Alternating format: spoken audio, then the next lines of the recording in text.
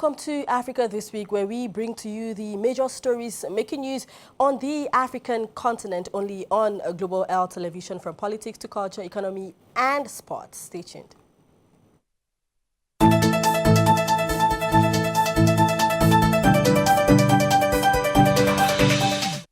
Let's begin right away in Niger, where the National Conference, comprising of over 700 community leaders, has proposed a 5-year transition back to civilian rule. This plan includes dissolving existing political parties and limiting the number of authorized parties to 5. Now, during this period, the current administration, led by General Abdurrahman Tiani, will remain in power, while Tiani is also eligible to run for the future elections. Now, let's go to Niger to meet our correspondent, Jean-Marc Bikog, who is on standby and who is going to tell us more about the major resolutions taken during this national conference. Hello, Jean-Marc Bikog. Please tell us the most remarkable moment or event of this national conference in Niger.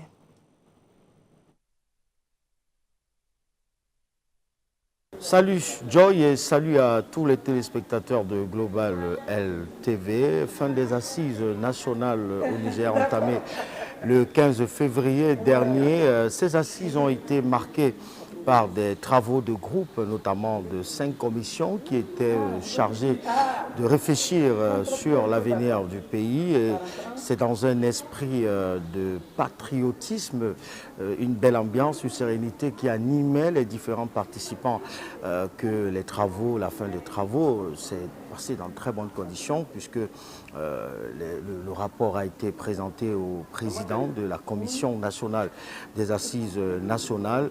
Et ce qu'on peut déjà retenir de ces assises, c'est que le Conseil national pour la sauvegarde de la patrie aura pour durée de transition 5 ans, en attendant le communiqué final qui va présenter les grandes lignes et les grands axes de cette transition.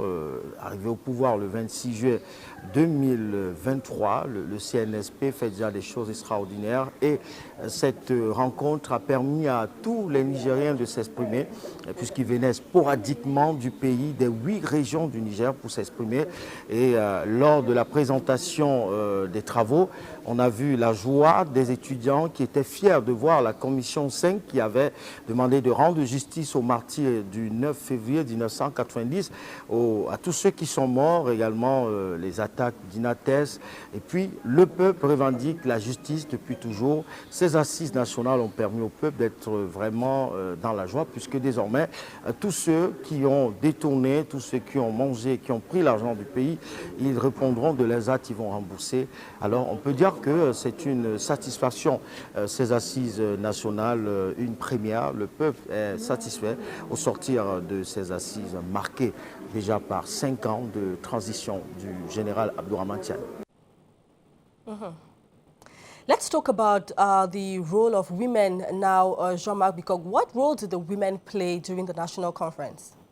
Les femmes étaient bien représentées aux assises nationales pendant les 5 jours. Dans plusieurs commissions, il y avait des femmes. L'association des femmes patriotiques, l'association des femmes engagées, plusieurs autres mouvements de femmes étaient là. Et d'ailleurs, dans le groupe 5, c'est une femme qui a lu les recommandations concernant la justice et droits de l'homme, demandant de rendre justice aux martyrs du 9 février 1990. Et cette justice a demandé à ce que désormais qu'on revoie les conditions de mandat de dépôt, que les juges soient désormais indépendants dans leur travail, qu'il n'y ait plus d'influence, qu'il n'y ait plus de personnes derrière les juges pour instrumentaliser ces derniers, comme cela a été le cas pendant 10 ans des 2 mandats de Mamadou Issoufou et de Mohamed Bazoum de 2021 à 2023.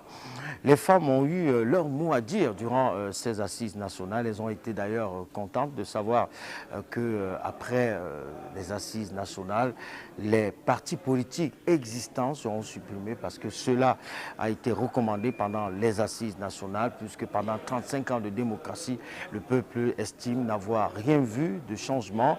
Le peuple estime que 35 ans n'ont pas permis au pays de décoller à cause des politiciens, de l'existence des personnes qui étaient là à la solde des puissances occidentales. Donc les femmes ont eu une grande présence et elles ont dit ce qu'elles pensaient durant ces assises. Elles sont parties totalement contentes. Nous avons d'ailleurs rencontré plusieurs femmes à qui nous avons tendu le micro et qui ont été fières de savoir que ce qu'elles ont proposé a été pris en compte. Away from women, Jean-Marc Bicog, mandatory military service was equally discussed by the 5 commissions. Please tell us more about that. Durant les assises nationales, les 5 commissions ont évoqué le service militaire obligatoire pour tout Nigérien afin d'être prêt à tout moment, puisque le pays est toujours dans le collimateur et personne ne sait à quel moment qui pourrait chercher à attaquer ou faire quoi que ce soit. On continue d'utiliser subrepticement des personnes pour tenter de déstabiliser le Niger, mais les militaires restent sereins, ils ont la tête sur les épaules et je pense que cela va aider le Niger à continuer son combat sereinement, la lutte pour la souveraineté. Plusieurs recommandations ont été évoquées durant ces assises nationales. Il y a eu ce problème de la religion où certains voulaient ramener le pays à une république islamique. Non, il n'en est pas du tout le cas. Le Niger va rester un pays laïque comme il a toujours été, où les musulmans et les chrétiens vont vivre ensemble. D'ailleurs, la ministre de l'éducation d'obédience religieuse, elle est chrétienne. Voilà. Donc les assises nationales se sont déroulées en gros dans de très bonnes conditions en attendant quelques semaines pour le communiqué final, après le dépôt du rapport des travaux par le président de la Commission nationale. Thank you very much, Jean-Marc Bicog. Just to remind our viewers that Abdurrahman Chiani expressed support for all the recommendations and all the proposals made during the national conference, committing to the full expectations or to fulfill all the expectations of his people. This is Africa This Week. We'll be right back.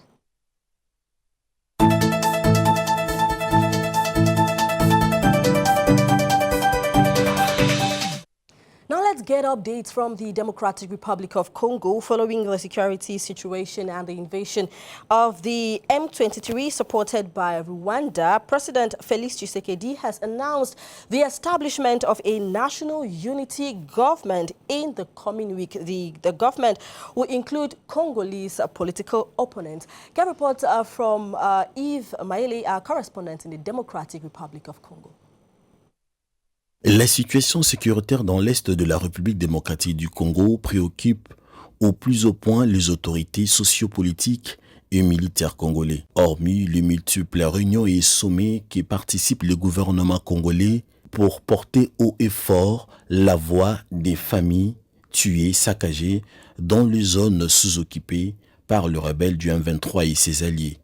À Kinshasa, le président Félix Tshisekedi a réuni le week-end dernier à la Cité de l'Union africaine les députés nationaux, provinciaux, les sénateurs et les chefs des regroupements de partis politiques membres de l'Union sacrée de la nation.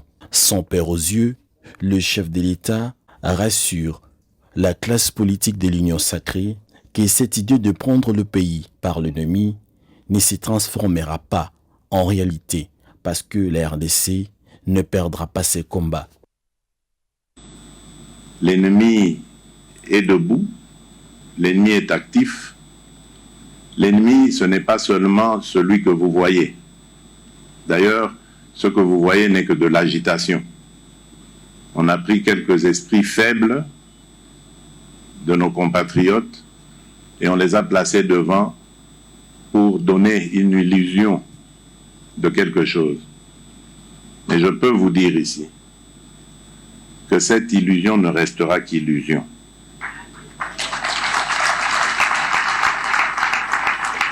elle ne se transformera pas en réalité. Parce que nous n'allons pas perdre ce combat. Je l'ai dit depuis le début, croyez-moi, je le maintiens. Pendant que le président Tshisekedi se montre rassurant devant sa famille politique à Kinshasa, de l'autre côté de la ville de Bukavu, les M23 AFC ont récupéré plus de 2100 éléments de la police nationale congolaise et au moins 890 éléments de FARDC pour rejoindre leur camp. Entre-temps, l'ancien président de la République démocratique du Congo, Joseph Kabila Kabongé, est sorti de son silence depuis l'Afrique du Sud face à la situation sécuritaire dans l'est de la République démocratique du Congo. Le sénateur Joseph Kabila a pointé du doigt la mauvaise gouvernance, la dictature du pouvoir actuel. D'après Joseph Kabila, la crise ne se limite ni aux actions inconsidérées du M23, présentées à tort comme un groupe anarchiste d'une marionnette d'un État étranger sans revendication légitime ni au désaccord entre la RDC et le Rwanda.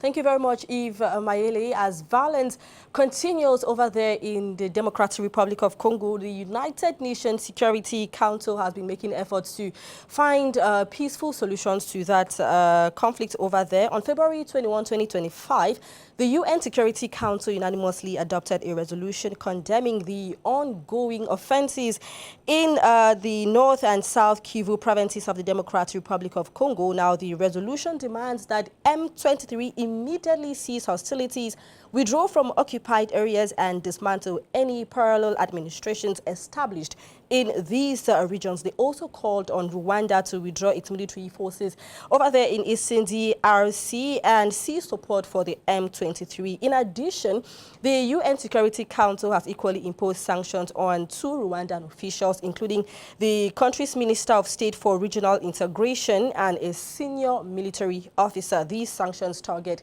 individuals accused of supporting the M23 and contributing to the instability over there in the Democratic Republic of Congo.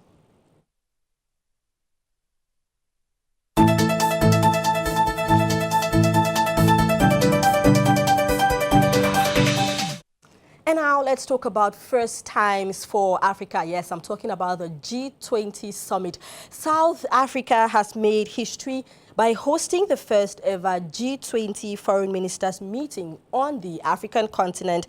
This significant event took place in Johannesburg from February 20 to 21, 2025 under the theme Solidarity, Equality, Sustainability.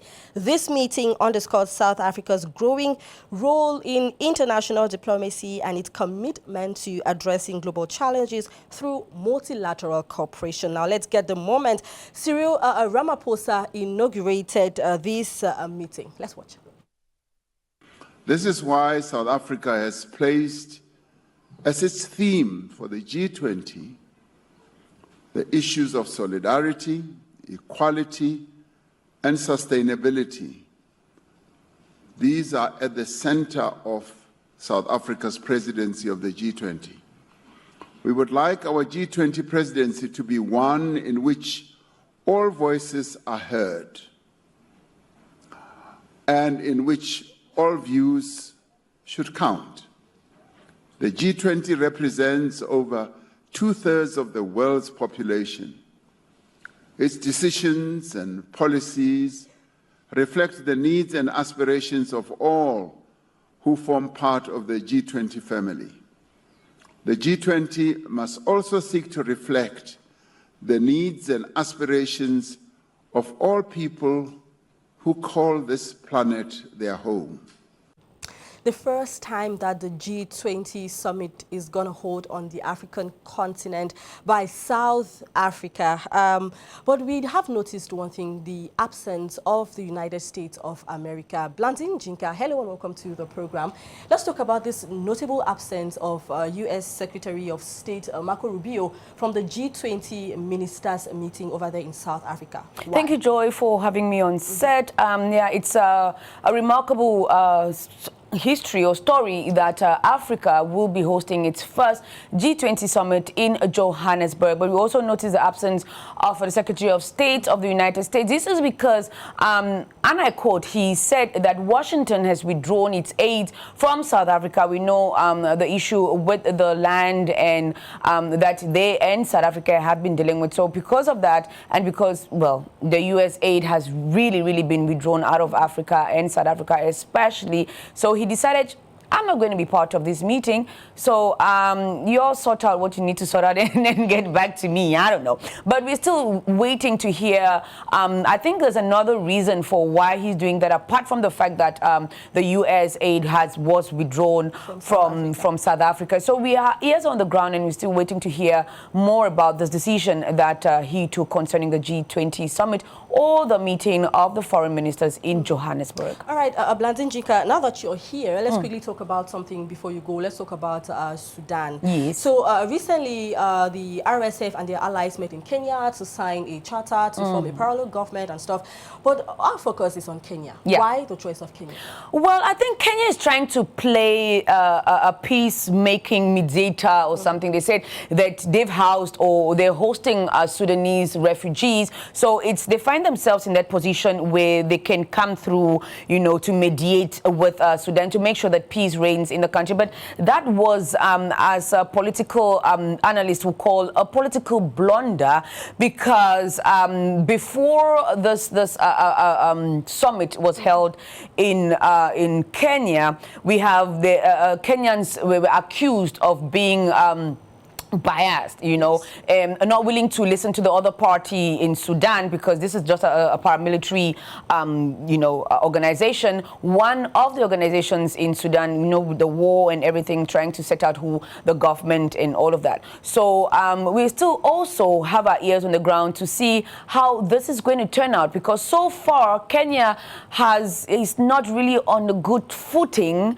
as far as, you know, politics is concerned and diplomacy as well is concerned. So it's one of those topics that we just want to see how it unfolds, and then see if Kenya has a strong hold or a strong reason for being playing host, you know, to the RSF charter. Yes, thank you very much, Blandinjika, for that intervention.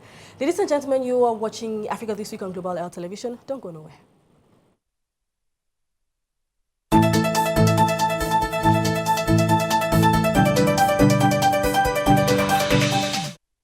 In Burkina Faso, the move towards local consumption and entrepreneurship continues strongly.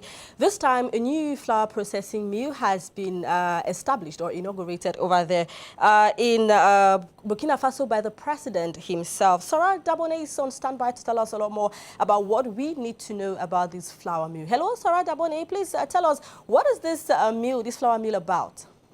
Oui, salut Joyce, salut chers téléspectateurs de Global LTV. Alors, le 20 février 2025, le capitaine Ibrahim Traoré, président du Faso, a procédé à l'inauguration du moulin Double Star M2S, une nouvelle minoterie implantée à Gampela, dans la commune de Saba. Ce projet s'inscrit dans la stratégie d'industrialisation du pays avec pour objectif de valoriser les productions locales et de limiter les importations.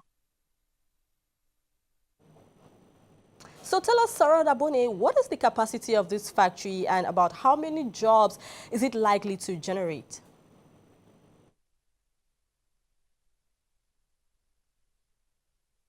Avec une capacité de production de 200 tonnes de farine et 80 tonnes de son par jour, cette minoterie, fruit d'un investissement de 15 milliards de francs CFA, devrait générer près de 300 emplois directs et plus de 10 000 emplois occasionnels. Elle participe alors à l'autonomisation financière et à la lutte contre le chômage. Bonnie, how will this factory collaborate with local farmers to source wheat?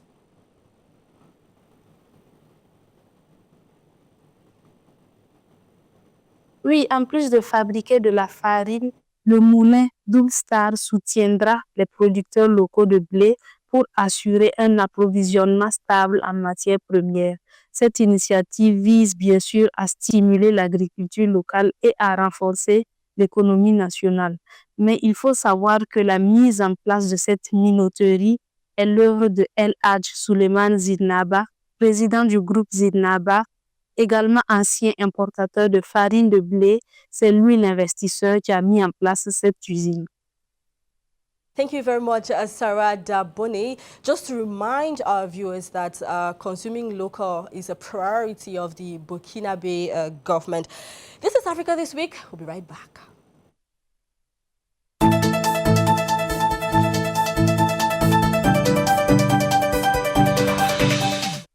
And now let's go to Côte d'Ivoire. Côte d'Ivoire officially took control of the last French military base in the country on Thursday as the majority of French forces departed.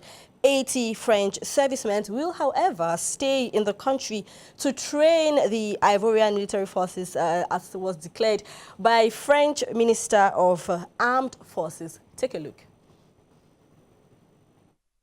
Le monde change. Il évolue vite et il était évident que notre relation de défense devait, elle aussi, évoluer et reposer davantage sur l'avenir, des perspectives d'avenir face aux réalités des menaces, aux réalités de ce monde devenu complexe, encore plus complexe qu'avant sur le terrain sécuritaire. J'y reviendrai, et non pas une relation de défense qui ne s'inspirerait que du passé. Yes, that there was the French Minister of the Army or the Armed Forces there making a speech during the departing of these French military officers from Côte d'Ivoire. Now we have with us Paulines Otu to better analyze this matter. Paulines Otu, hello and welcome on the program. With only 80 French soldiers remaining to train Ivorian forces, do you think that this is going to, or how do you think it's going to affect the cooperation between the French army and Côte d'Ivoire? Merci Joy et merci à vous chers téléspectateurs qui nous regardez. Oui, on a tous appris dernièrement la rétrocession du camp militaire autrefois français à la Côte d'Ivoire après 47 ans de présence sur la base militaire. Donc ce sont 1000 militaires qui étaient présents et aujourd'hui on apprend que 80 militaires sont encore présents. Et là on se pose pas mal de questions, on a envie de se demander pourquoi ceux-ci sont restés, pourquoi ils ne sont pas partis avec les autres. Aussi une petite poignée, aussi un fil, on parle quand même de 80 militaires, ils n'atteignent même pas les 1/10 des militaires initialement présents. Donc là, on se pose plein de questions. Mais on a parlé de séparation à l'amiable. Ce n'est pas surprenant quand on voit les scénarios qui ont précédé,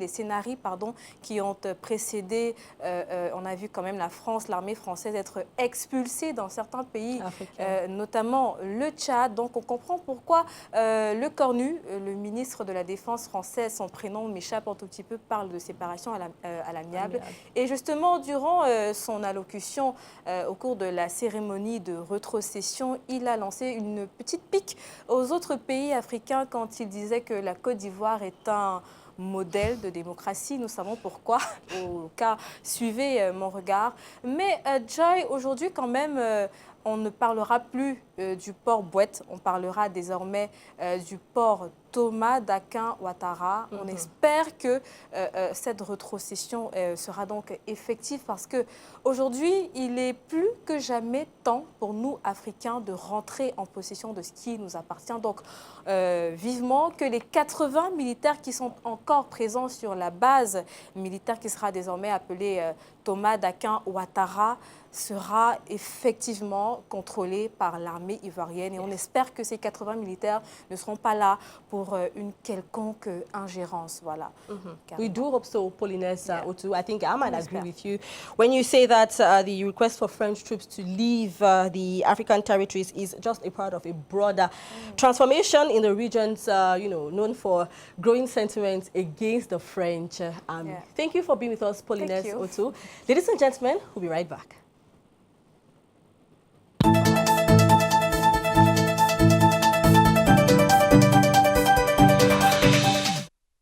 Talk about the fight against corruption in Africa. Transparency International's 2024 Corruption Perception Index ranks Seychelles as Africa's least corrupt country, followed by Cape Verde and Botswana.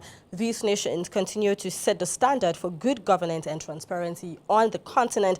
At the other end, South Sudan is ranked the most corrupt country in Africa, just ahead of Somalia and Libya. These nations face persistent governance failures and weak anti-corruption measures. Other notable rankings include Nigeria, Cameroon, Uganda, and Madagascar. Meanwhile, Ghana, South Africa, and Kenya remain in the mid-range but have yet to show significant improvement.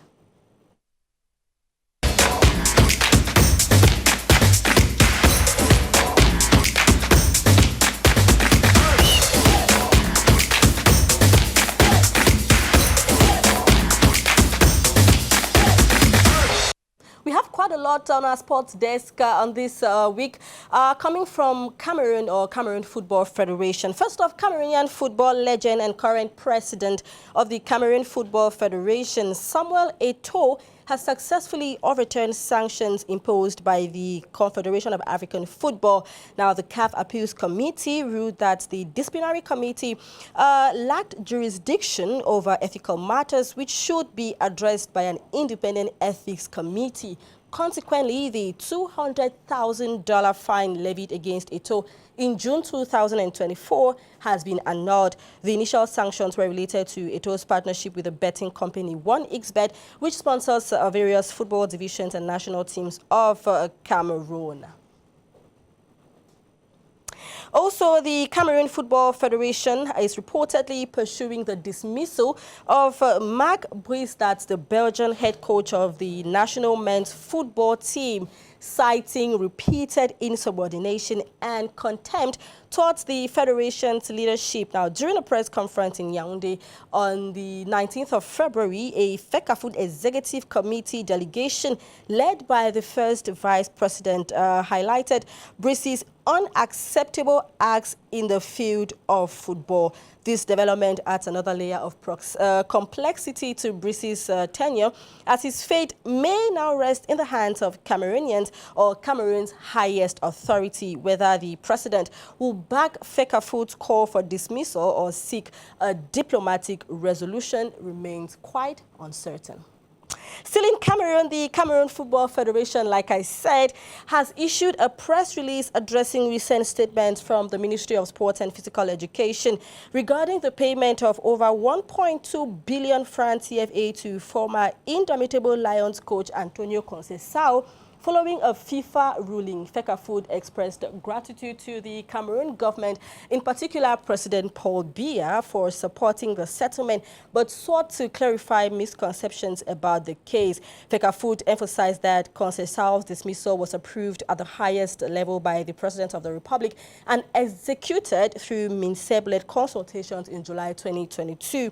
Furthermore, FECAFOOT criticized the statement from MINSEB's communication unit, calling it contrary to efforts of reconciliation in the Cameroon football. You can see the full release on the page of the Cameroon Football Federation on Facebook. Now that brings us to the end of this edition of Africa This Week. Thank you for watching, dear televiewers. I want to extend a special thanks to the woman behind the cameras, Jean d'Arc Baling, for the wonderful work she put in to ensure the success of today's program. Thank you for watching. Until we meet again next time, stay tuned to Global L Television for your daily dose of information and entertainment. Bye-bye.